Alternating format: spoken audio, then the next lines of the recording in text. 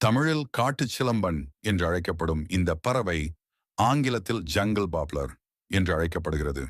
ஆங்கிலத்தில் அதற்கு இன்னொரு பெயரும் உண்டு, செவன் சிஸ்டர்ஸ். காரணம், இந்த பறவைகள் எப்போதும் கூட்டமாக தெரியும். அந்த கூட்டத்தில் குறைந்தபட்சம் 7 பறவைகளாவது இருக்கும். வங்க மொழியில் இவற்றை சாத்பாய், 7 சகோதரர்கள் என்று அழைக்கிறார்கள். காடுகள் நகர்ப்புறங்களில் கூட தென்படும் இவை எப்போதும் ஒலி எழுப்பிக் கொண்டவாறே இருக்கும். இரையை உண்ணும்போது கூட ஒலி எழுப்பிக் கொண்டே உண்ணும். சின்ன சின்ன பூச்சிகள், தானியங்கள் ஆகியவை இவற்றின் முக்கிய உணவு. இந்தியா முழுக்க பரவலாக காணப்படுகிறது இந்த பறவை. மனித நடமாட்டத்துக்கு பழகிவிட்ட பறவை இது. எனவே நீங்கள் அதன் அருகில் சென்றாலும் பயப்படாமல் தன் இரையை கொத்தி தின்பதிலேயே கவனமாக இருக்கும்.